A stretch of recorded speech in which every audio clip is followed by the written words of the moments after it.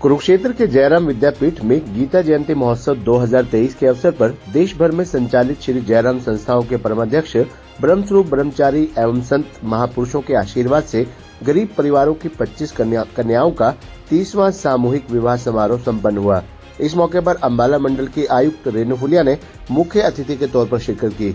नव दंपतियों को आशीर्वाद देने के लिए महामंडलेश्वर डॉक्टर शाश्वतानंद गिरी, महंत बंसीपुरी स्वामी संपूर्णानंद, विद्यापीठ में भागवत कथा कर रहे कथा व्यास श्याम भाई ठाकुर सहित ये सामूहिक विवाह पिछले 32 वर्षों से श्रीमती सारा देवी चैरिटेबल ट्रस्ट द्वारा संपन्न करवा रहे रामलाल गोयल, कैलाश गोयल, सुमित गोयल, रमन गोयल इत्यादि मंच पर मौजूद रहे।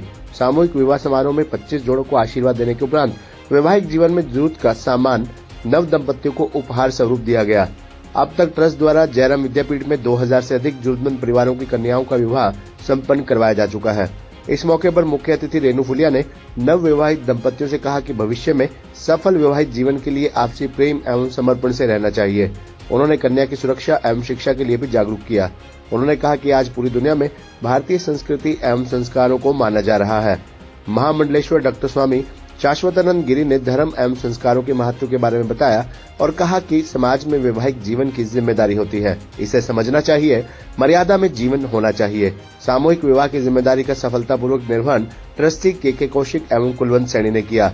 सामूहिक विवाह समारोह के आयोजक श्रीमती सारा देवी चैरिटेबल ट्रस्ट के अध्यक्ष रामलाल गोयल ने कार्यक्रम में आए हुए अतिथियों का स्वागत करते हुए कहा कि जयराम संस्थाओं के संस्थापक गुरु ब्रह्मलीन देवेंद्र स्वरूप ब्रह्मचारी की प्रेरणा से ही उनका परिवार 32 सालों से ब्रह्मस्वरूप ब्रह्मचारी के सहयोग से पिछले 32 सालों से कर्तव्य निभा रहा है, भविष्य में भी सहयोग करता रहेगा। उनकी बेटी नीतू जैन ने भी संबोधित करते हुए कहा कि उनका परिवार हमेशा इस पवित्र कार्य में सहयोग करता रहेगा।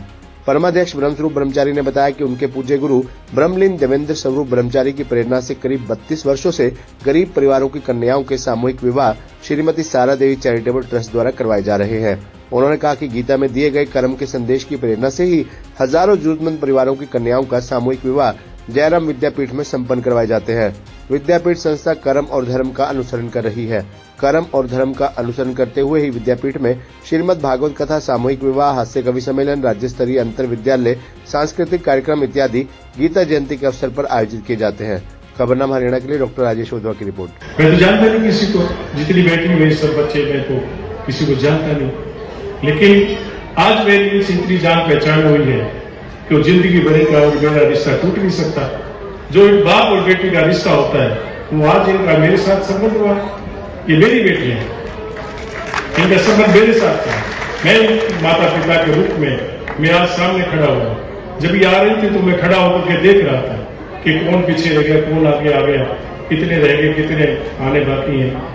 तो मैं रामलाल गोयल जी का इंतजार नहीं कर रहा था इतना, मैं इंतजार कर रहा था इनका, इन बच्चियों का उत्साहपूर्वक। जब बेटी की बारात दरवाजे पे आने को होती है तो माँ बाप, भाई बहन बड़ी माला लेकर के दरवाजे की तरफ देखते रहते हैं, कब बारात अंदर प्रवेश करेंगे, कब हम इनका स्वागत करेंगे। ये भाव आज मेरा इनका फुलिया जी था। और ये निश्चित तौर से मान लीजिए आप मैडम, आप तो मेरी अपनी हैं। जितना स्नेह मैं आपसे करता हूं उतना ही स्नेह राम का और हनुमान जी का। तो मेरी बेटियां, मेरे छोटे बेटे बैठे हुए हैं जो आज जिनका पाणी ग्रहण संस्कार हुआ है, इनको ढेर सारा आशीर्वाद। इनको आशीर्वाद देने के लिए श्री रामलाल गोयल अपने परिवार के साथ आए। ये सौभाग्यशाली है कि इनको भगवान श्री कृष्ण ने सेवा का अवसर दिया हुआ है और सेवा ही सबसे बड़ा परम धर्म है। मैं संपूर्णानंद जी महाराज से कह रहा था कि कुछ बातें कहने का मन था, लेकिन थोड़ी सी एक मंच और संत की मर्यादा है, वो बात मैं नहीं कहना चाहूंगा। मैं श्री हनुमान जी का अनन्य भक्त हूं। हनुमान जी मेरे इष्ट हैं। बहुत से लोग कहते हैं कि ब्रह्मचारी जी आपने हनुमान जी को अपना इष्ट क्यों बनाया?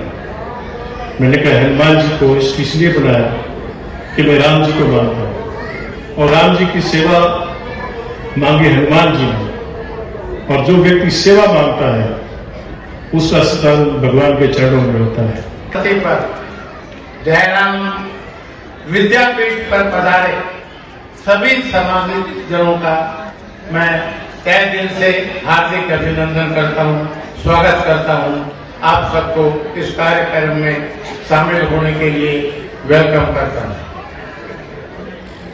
पूज्य श्री देवेंद्र स्वरूप जी महाराज ने सामूहिक विवाह का कार्यक्रम आज से 30 साल पहले दिल्ली में मेरे घर पर आनंद लोक में बैठ करके परिकल्पना की थी। शाम के समय विश्राम में जाने से पहले वो मेरे साथ बैठे हुए थे। मैं इतिहास के बाद बहुत से लोग नए हैं उनके सामने रख रहा हूं ताकि ये कार्यक्रम कैसे चालू हुआ और श्री राम का उतना प्रचार हुआ। और 6 कन्या मैं अगर आपको दे दूं तो कल तो आप मेरे से आश्रम भी मांगने लगोगे। ऐसा कोई होता है?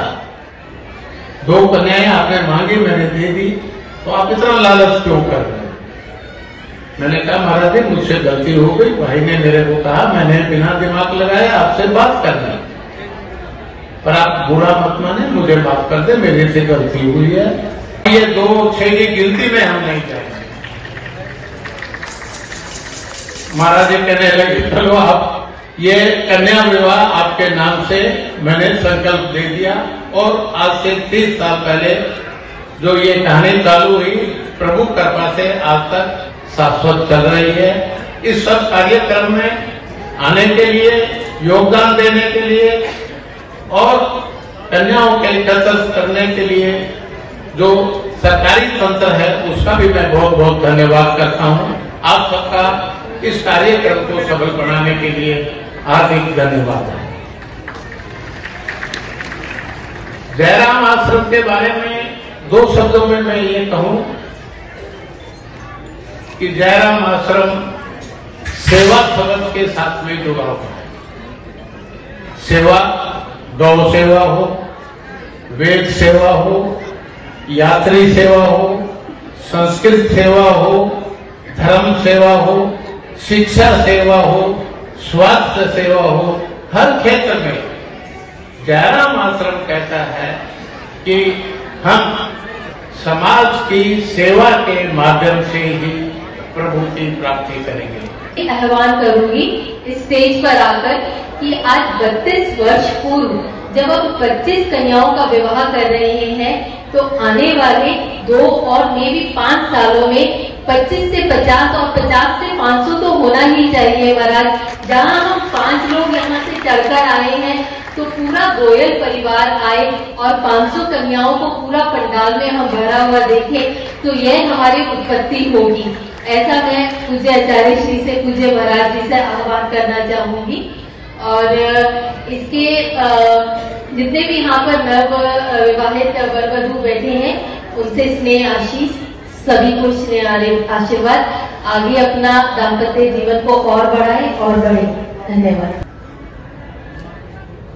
भारतीय संस्कृति में मनुष्य के जीने के जो समग्र साधन हो सकते हैं, मनुष्य जीवन के जितने आयाम हो सकते हैं, मनुष्य की जितनी मनोवृत्तियां हो सकती हैं, जितने विकार, संस्कार या अच्छाई या बुराइयां कुछ भी हो सकती हैं, उन सबको समायोजित करके मर्यादा के अंदर कैसे हम सार्थक और सकारात्मक स्वरूप दे सकें, उसके लिए हमारे पूर्वजों ने यह विवाह संस्था हमें दी है। यह विवाह संस्था भारतीय संस्कृति का एक वैशिष्ट्य है। एक बात, दूसरी बात मैं ये कहना चाहता हूं, जो केवल नवयुगल ही नहीं, यहां जितने लोग हैं, क्योंकि हम 2-4 लोगों को छोड़ करके यहां सभी युगल ही हैं, वो सब ध्यान देंगे। तो जो कभी नहीं था वह हो रहा है। और यहां हमारी आयुक्त जी बैठी हुई हैं, आईएएस हैं। आज की जो श्रेष्ठतम बुद्धिजीवी पीढ़ी है वह भारतीय संस्कृति के विपरीत सोच रखने लगी है हमारे यहां लिविंग, क्या कहते हैं उसको, लिविंग रिलेशनशिप जैसी ये उच्छृंखल योजनाएं कानूनबद्ध कर दी गई हैं और उनके परिणाम हम देख रहे हैं। मेरी बात आप लोग ध्यान से सुने, जितने यहां बैठे हैं सभी ध्यान से सुने। मैं कुछ प्रश्न करना चाहता हूं और जो नए नए अभी दाम्पत्य जीवन में बंधे हैं, मैं उनसे कुछ प्रश्न समाज शैली में मैं आपसे पूछना चाहता हूं। गुरुदत्त का एक उपन्यास है पत्थर युग के दो बुद्ध। बाइबल ने भी ऐसा कुछ कहा कि पहले आदम को बनाया, फिर आदम की एक अंतड़ी निकाल करके उसमें से हवा को बना दिया। यानी स्त्री और पुरुष ये प्रकृति के दो बिंदु हैं, इनका अपना एक स्थान है। विच्छेद को मान्यता नहीं दी जाती। तो मैं भी यही कहना चाहूंगी कि जितने प्रेम प्यार से आज आपको यहाँ शादी के बंधन में बांधा गया है, आप लोग उसी प्रेम प्यार से रहेंगे।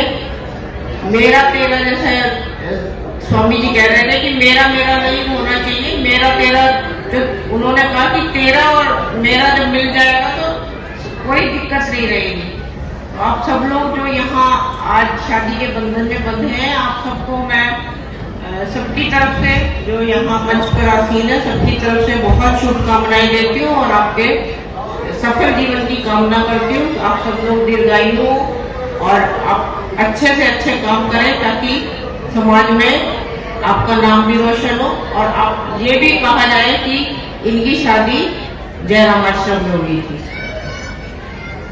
मैं उसके बाद मैं ब्रह्मचारी जी का मुझे यहाँ आमंत्रित किया और मुझे सभी गुरुओं को यहाँ सुनने को अवसर प्राप्त हुआ। मैं जब यहाँ 2005 में COKD भी आई थी, उसके बाद फिर मैं यहाँ ADC के पद पर भी रही। जैसा संपूर्णानंद जी, स्वामी संपूर्णानंद जी ने कहा, हमने तब हमारे DC होते थे श्री TK शर्मा जी और हमारी जो लड़कियों की संख्या थी उस टाइम थी 737। 1000 लड़कों के पीछे 737 लड़कियां और हमारे जिले का नाम था सबसे ऊपर, सोनीपत, और हमारा जिला सबसे ऊपर था। जो देश के 10 जिले थे उनमें हमारे जिले का नाम था। तो हमारे DC साहब ने तत्कालीन की संयोजना हमारे परम पूज्य देवेंद्र स्वरूप जी ब्रह्मचारी जी ने किया और वह भी 32 वर्ष पूर्व। और सारा देवी चैरिटेबल ट्रस्ट जो कि मेरे पिताजी द्वारा संचालित है, मेरे भाइयों द्वारा संचालित है, उस ट्रस्ट के का हम परिवार हैं और उस ट्रस्ट के हम अनुयायी भी हैं इस तरीके से।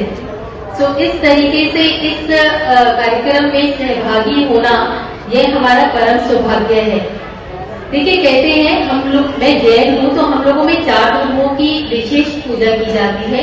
4 धर्म परम धर्म कहते हैं: आहार दान, औषधि दान, ज्ञान दान, अभय दान। पर सनातन धर्म में 5 दानों को परम दान कहा गया है और उसमें से भी सर्वोच्चम जो दान है वो कन्यादान है।